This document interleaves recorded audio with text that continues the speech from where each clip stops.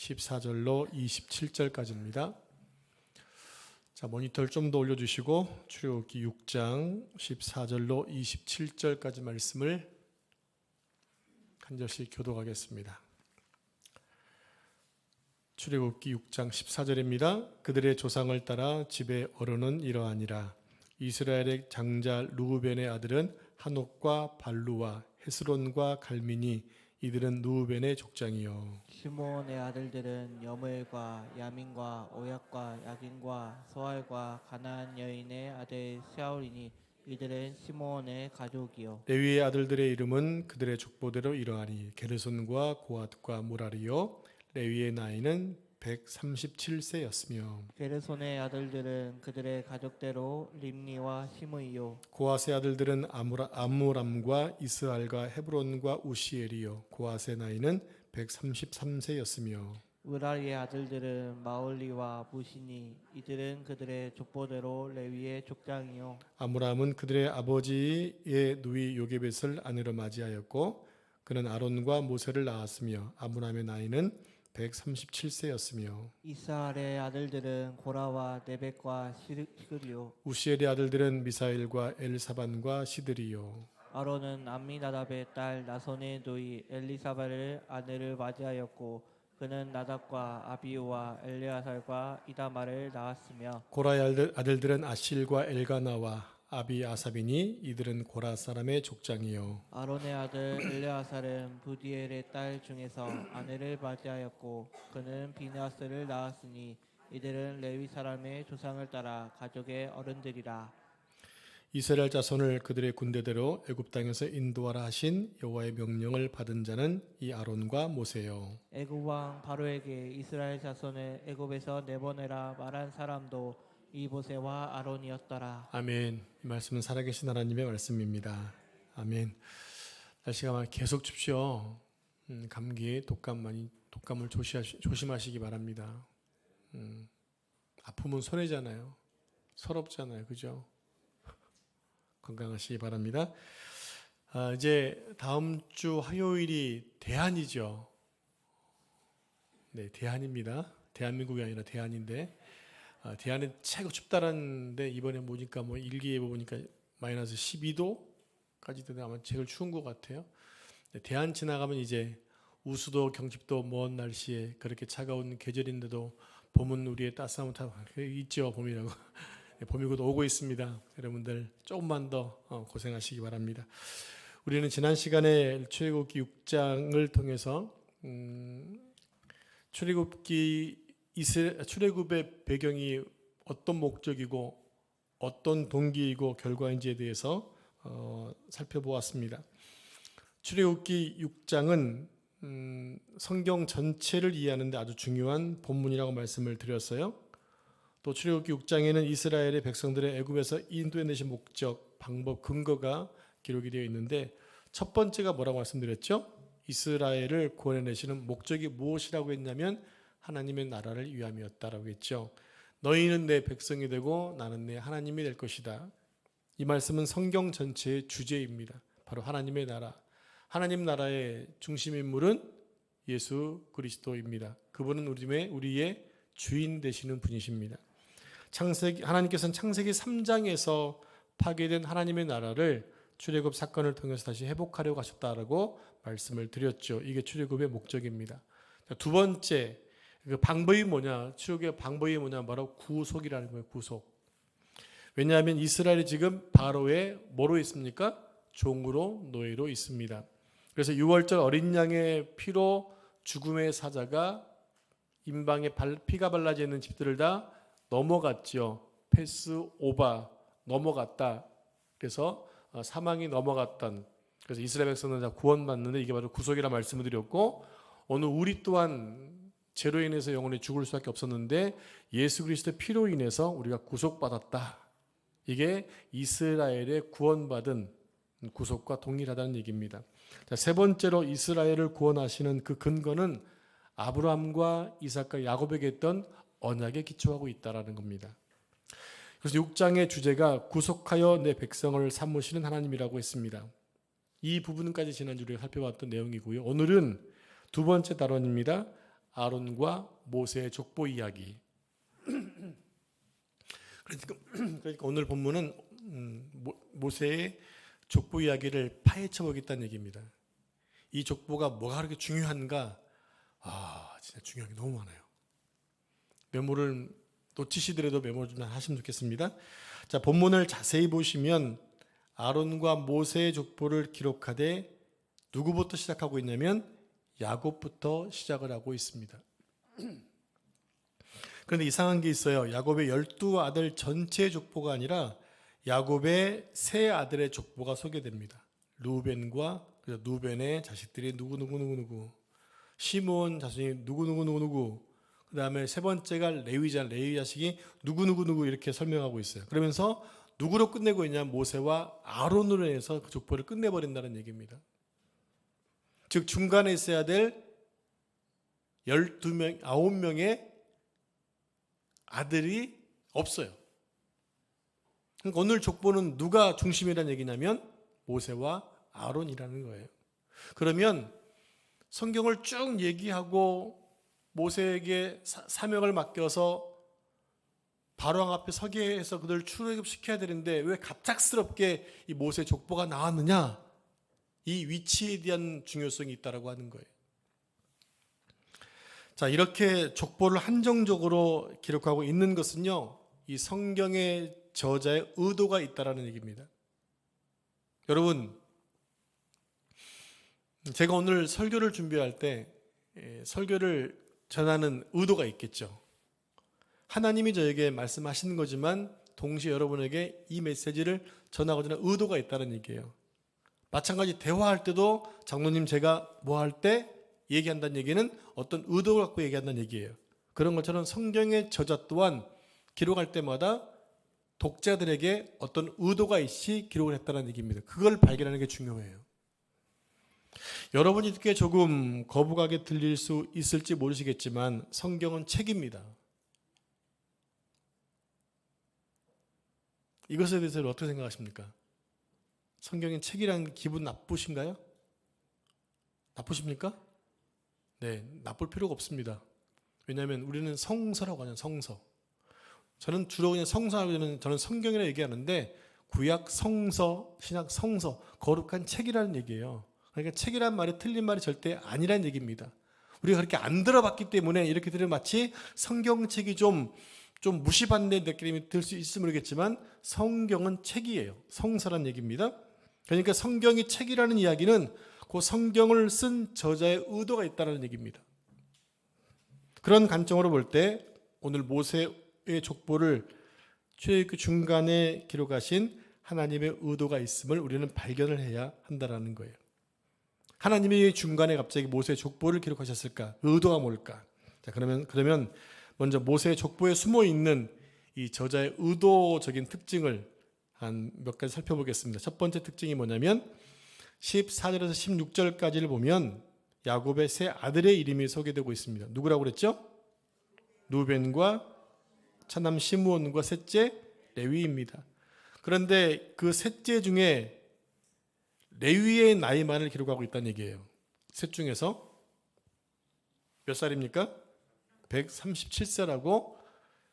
루벤도 지나가고 시몬도 지나가는데 오직 레위의 나이만을 적고 있어요. 그러면 독자들로 하여금 레위의 족보에 관심을 가지라는 의도예요. 지금 중요한 인물은 셋 중에 누가 더 중요하다는 얘기예요? 그렇죠. 잘 따라오고 계십니다. 두 번째 특징 16절에 레위의 세 아들이 소개되고 있습니다. 16절 누군가요? 게르손과 고앗과 무라리입니다. 그리고 18절에 보면 레위의 세 아들 가운데 고앗의 자손들을 중점적으로 기록하고 있다는 얘기입니다. 18절 보시면 그리고 레위의 삼형제 가운데 오직 고앗이 133세를 살았다고 그의 나이만을 밝히고 있어요. 이것 또한 레위의 아들들 중에서 고앗 라인에 관심을 가지라는 뜻입니다. 여기까지 이해하셨죠? 예, 그 다음 또 계속해서 18절에 보면 고앗의 4명의 아들이 명시되고 있어요. 4명. 누군가요? 다른 분들은 안 보이세요? 다시 한번 시작.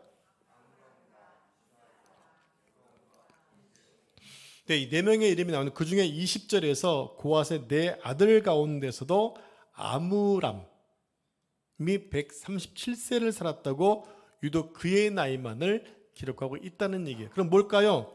아므람의 나이를 주위에서 보라는 의도입니다. 그리고 이 아므람에게서 누가 태어나요? 모세와 아론이 태어나게 되는 겁니다. 그리고 또 성경 저자가 20절에서 아므람, 23절에서 아론, 또 25절에서 엘르아살에 이르는 3대 아들에 대한 언급을 하고 있어요. 이 나인이 중요하다고 또 밝히고 있는 거죠. 왜냐하면 이 가문을 통해서 누가 어떤 직책이 만들어지니까? 대제사장의 직책이 만들어지니까. 여기까지 다 이해하셨죠? 네, 똑똑하십니다. 잠깐 본문 23절과 25절 말씀을 제가 한 절씩 교독하겠습니다. 23절, 25절입니다. 아론은 암미나답의 딸 나손의 누이 엘리세바를 아내로 맞이하였고 그는 나답과 아비후와 엘르아살과 이다말을 낳았으며 아론의 아들 엘르아셀은 부디엘의 딸 중에서 아내를 맞이하였고 그는 비느하스를 낳았으니 이들은 레위 사람의 조상을 따라 가족의 어른들이라. 네, 여기 23절에 보면 아론에게는 사형제가 있었다고 밝히고 있습니다. 누군가요? 나답과 아비후와 엘르아살과 이다말입니다. 제가 근데 아까 앞에서 뭐라고 말씀드렸냐면 대제사장 얘기하면서 누구 얘기했죠? 제가 세 명 얘기했죠. 아므람, 아론, 그 다음에 엘르아살. 이 3대에 걸쳐서 언급했던 이유가 대제사장이 나온다고 말씀을 드렸잖아요. 그 아론부터가 대제사장이 되는데 그에게 4명의 아들이 있었다는 겁니다. 그 중에 셋째 아들이 누구죠? 엘르아살입니다. 그죠? 아까 아브람, 아론 딱 연결되시죠? 자, 엘르아살의 셋째인데 그런데 왜 아론의 대제사장직이 큰 형이 아니라 셋째에게 넘어갔을까요? 그렇죠. 첫째와 둘째가 죽었기 때문이에요. 그게 어디에 나와요? 레위기 10장에 나와요. 근데 우리는 지금 뭘 보고 있어요? 이상하잖아요. 우리는 지금 공부를 출애굽하고 있는데 이미 레위기가 나오고 있다는 얘기예요. 그러니까 성경책이 출애굽기와 레위기는 같은 시대다 이렇게 연결된다고 하는 것입니다. 레위기 10장에서 다른 부를 들이다가 첫째, 둘째 아들이 죽었기 때문에 이 출애굽기에 기록된 아론의 족보 이야기는 레위기보다 먼저 쓴 글이 아님을 알 수가 있죠. 그죠? 자, 그리고 한 가지 아주 특별한 것이 있습니다. 23절에 아론과 결혼한 여자 이름이 엘리세바입니다. 바로 그녀의 아버지가 누구냐? 유다 지파의 나손이라는 사람이에요. 나손이야? 나손? 네. 나손은 유다 지파의 족장이에요. 여러분 나중에 민수기서를 읽을 때 유다 지파의 나손이라고 하는 사람의 이름을 들을 겁니다. 근데 이런 그러니까 지금 뭡니까? 아론이 대제사장이 되는데 당연히 아론은 같은 지파랑 결혼하면 아무 문제가 안 되는데 지금 아론은 유다 지파의 딸과 결혼하고 있다는 얘기예요. 자, 이런 결합이 무엇을 의미하는가 하게 되면 그녀의 아버지와 형제는 혈통적으로 예수님의 뭐가 돼요? 조상이 되죠. 왜? 나손의 후손이니까. 이러한 사실은 하나님의 구원 사역을 이해하는 데 매우 도움이 된다는 얘기입니다. 즉 예수님은 다윗의 후손이시지만 동시에 이스라엘의 대제사장이신 아론과 연관이 되어 있다는 얘기예요. 자, 그러면 이게 무슨 얘기예요? 누가복음 보시면 예수님 족보가 나오잖아요. 그 족보는 요셉의 족보가 아니라 마리아의 족보예요. 그러면 쭉 올라가다 보면 바로 이렇게 나손과 엘르아살이 딱 만나게 되어집니다. 마태복음은 요셉 중심의 족보이지만 누가복음은 마리아 중심의 족보다 라는 것을 이해하시면 좋겠습니다. 여러분 성경에는 많은 족보가 나오죠. 여러분이 알고 있는 족보가 뭐뭐 있으신가요? 한 번씩 쭉 얘기해 볼까요? 아니, 여기부터 보실래요? 여러분 족보 기억나시는 족보 뭐가 있어요? 성경에 기록된 족보예요. 당신들 족보 말고. 예, 마태복음 족보 나오잖아요. 또 무슨 족보가 나오죠?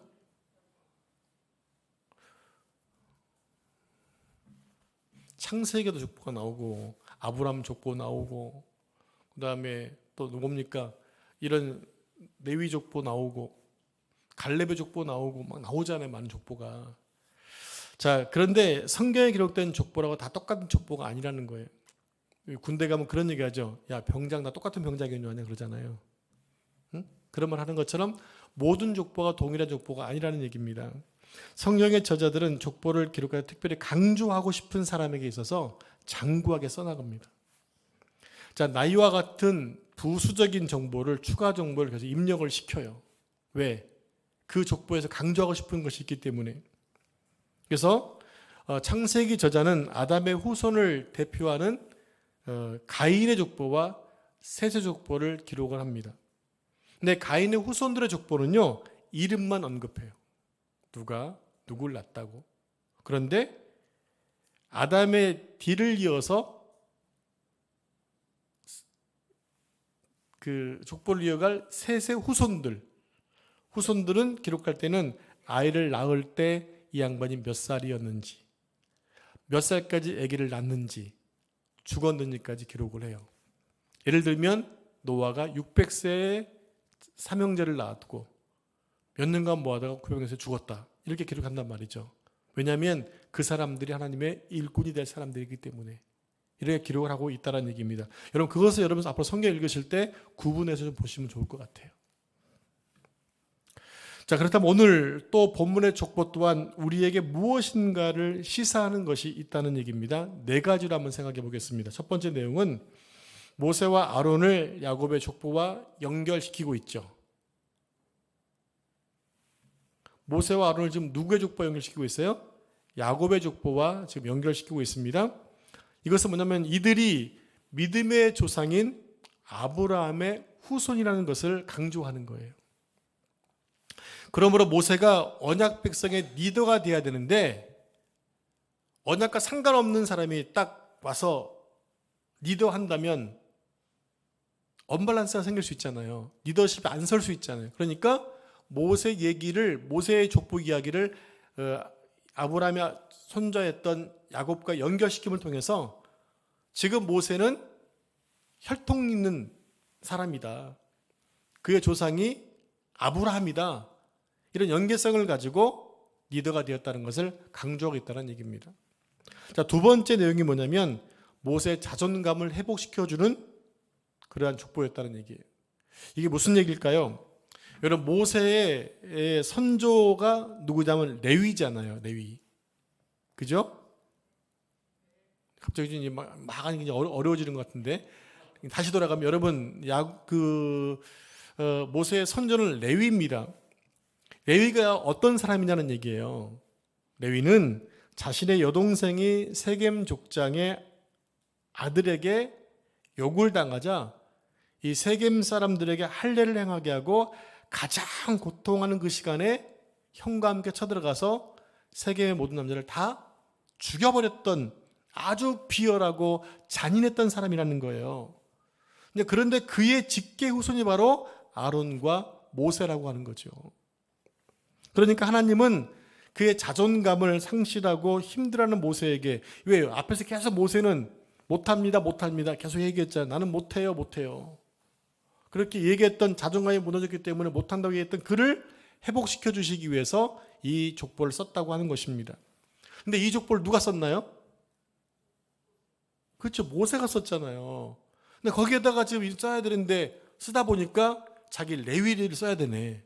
근데 이 레위가 어떤 사람이라는 걸 알고 있잖아요. 그러니까 되게 힘들었을 터인데 하나님이 모세에게 이걸 쓰면서 이렇게 얘기할 수 있다는 얘기죠. 모세야, 내가 너의 조상이 비열하고 잔인한 짓을 했던 사람이라는 것을 안다. 이러한 사실을 알고도 나는 너를 택했으니 편안한 마음으로 내가 내게 준 사명을 감당해라. 이렇게 회복시켜줬다고 하는 것입니다. 하나님이 모세를 이스라엘의 구원자로 택하신 것은 그의 가문이 자랑스러웠기 때문이 아니에요.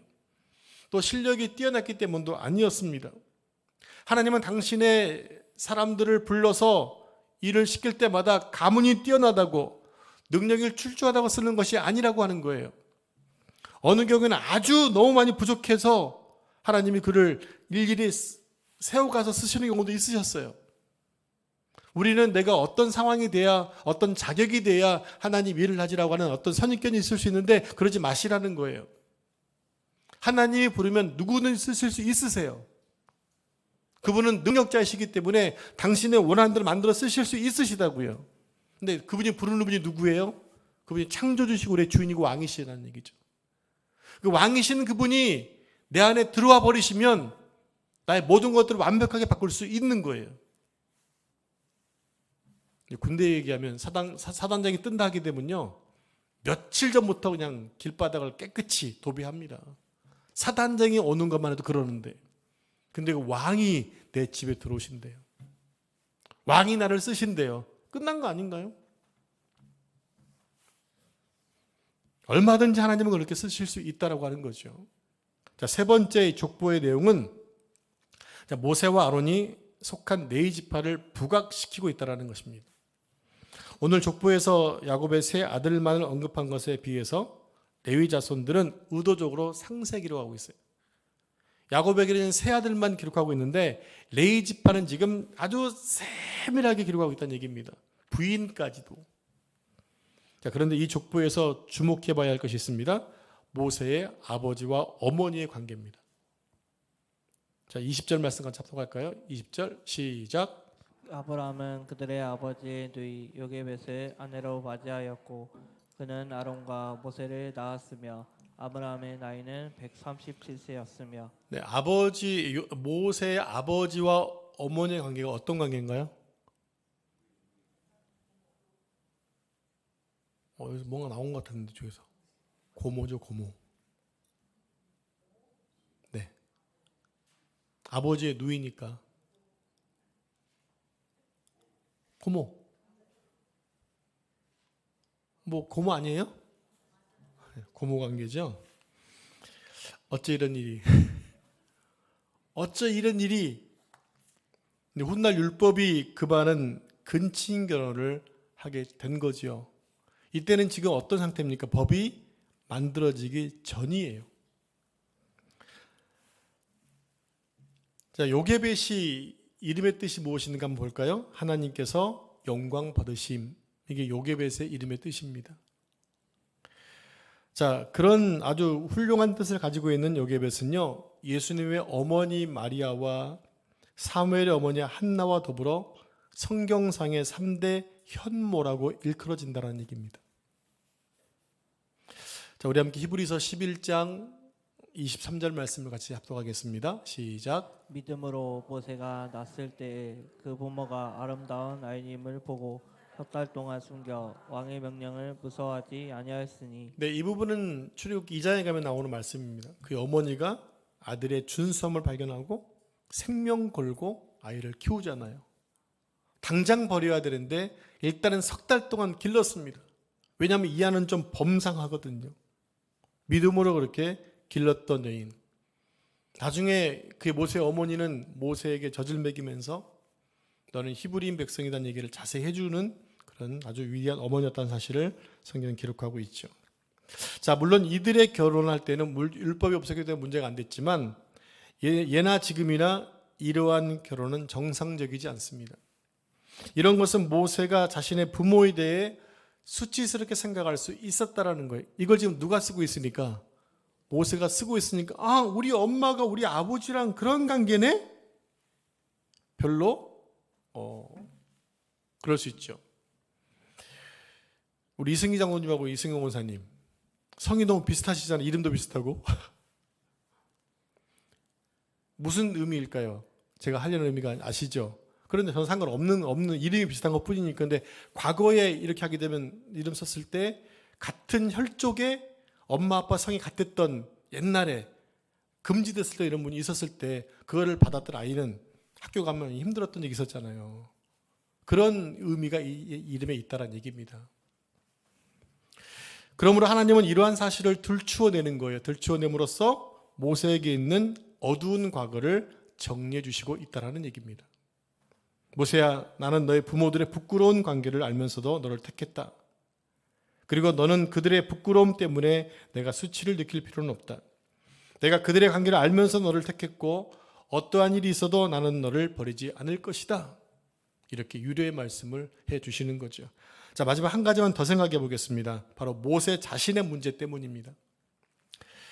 여러분, 모세 이름의 뜻이 무엇인지 아시죠? 크게 한번 얘기해 볼까요? 시작.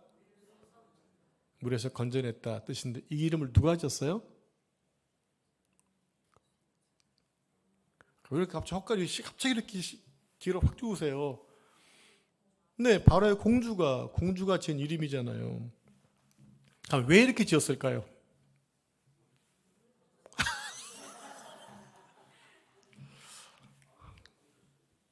맞습니다. 네, 한 말이 없네요. 네. 그런데 좀 연구해 보면 이 모세란 이름은 바로 왕들이 썼던 신의 이름이에요. 모세가. 그래서 투투모세라는 왕이 있잖아요. 그러니까 모세라는 이름은 물에서 건져내긴 했지만 원래는 그런 의미도 있지만 왕족들이 자주 쓰는 신의 이름이었기 때문에 그냥 문제없이 이름 모세라고 썼던 거예요. 근데 우리가 나중에 이것을 갖다가 이렇게 물에 건졌다는 얘기는 무슨 얘기냐면 지금 그 물은 어디 나라의 물이에요? 애굽의 이집트의 물이잖아요. 즉 모세는 애굽에 속박돼 있던 사람들을 건져냈다. 이렇게 의미 있는 이름으로 바뀌어진다는 얘기입니다. 자, 그러면 모세가 애굽을 떠났을 때 그는 살인자의 신분이었어요. 그래서 미디안으로 망명을 갑니다. 그래서 그가 호렙산에서 하나님의 소명을 쉽게 받아들이지 못했던 가장 큰 이유가 뭐냐면 애굽으로 돌아가는 거예요. 왜? 애굽 사람들은 지금 자신을 살인자로 알고 있기 때문에 그 기억대로 못 가고 있는 거지요. 애굽의 모래 속에는 그의 아프고 부끄러운 실수가 담겨져 있습니다. 왜? 모래로 군인을 죽인 다음에 묻어버렸으니까. 그래서 하나님께서는 이 족보를 통해서 모세의 개인적인 과거가 모두 정리되기를 원하셨던 거예요. 온 힘과 열정을 다해 바로를 대항해도 만만치 않을 모세가 자신의 과거 때문에 실패한 것 때문에 자꾸 무너지는 것을 하나님 더 이상 보지 않기 원해서 이 족보를 기록하게 했다라는 얘기입니다. 그럼 이 족보를 아까 말씀드렸다시피 누가 기록했냐면 모세가 기록을 했습니다. 자, 모세가 이 족보를 기록하면서 하나님의 의도를 알아차린 그는 자신의 모든 아픔과 상처를 회복했을 것이라는 겁니다. 그런 의도를 하나님이 지금 이 족보를 기록하고 있다라는 얘기죠. 자, 하나님께서는 오늘 족보를 통해서 모세와 아론의 정당성을 입증할 뿐만 아니라 자꾸 내적으로 무너지는 모세를 치유하여 자신감을 회복시켜 줄 수 있도록 하나님 의도적으로 지금 모세를 쓰고 있다는 얘기입니다. 물론 모세가 이것으로 인해 완전하게 회복된 것은 아니었어요. 여전히 자신의 입은 둔하다고 핑계대고 있기 때문입니다. 앞으로 뒤에도 한두 번 더 보게 될 거예요. 그러나 모세의 회복이 여기서 시작되었고 홍해를 가를 때의 모세는 드디어 완전히 치유하먹고 자신감 넘치는 리더가 되어진다는 얘기입니다. 그때의 모세의 나이가 80이었습니다. 우리는 요즘에 100세 시대이기 때문에 80 얼마 안 많은 것 같지만 실은 그 당시에는 되게 나이가 많았던 사람이에요. 그럼에도 불구하고 하나님이 부르셨고 그를 쓰셨어요. 하나님이 여러분을 지금 부르신다면 내가 볼 때 나는 할 일이 없는 것 같고 할 수 있는 게 없는 것 같지만 하나님이 나를 부르신다면 쓰임받을 수 있다라는 거예요. 왜? 하나님이 나를 고쳐 쓰실 것이기 때문에. 하나님이 못 고칠 사람은 없잖아요. 하나님이 고쳐서 쓰시기 때문에 여러분 하나님 부르시면 그때마다 하나님 감사합니다라고 하시는 게 중요해요. 그게 복을 받는 방법이에요. 사랑하는 성도 여러분, 하나님의 일꾼은 하나님의 손에 낀 장갑과 같습니다. 여러분 고무장갑 아니면 일용장갑, 가죽장갑 있잖아요. 그 장갑질 쓰면 장갑은 아무런 일을 못합니다. 근데 그 장갑에 내가 손을 끼고 일하는 순간 내가 하는 모든 것들을 장갑이 하는 거예요. 마치 우리의 인생이 이렇게 하나님의 손에 끼어진 장갑과 같다라는 얘기입니다. 떨어져 있으면 아무것도 할 수 없지만 하나님이 나를 손에 끼고 쓰시면 나를 통해 놀라운 일들이 일어날 수 있다라는 얘기예요.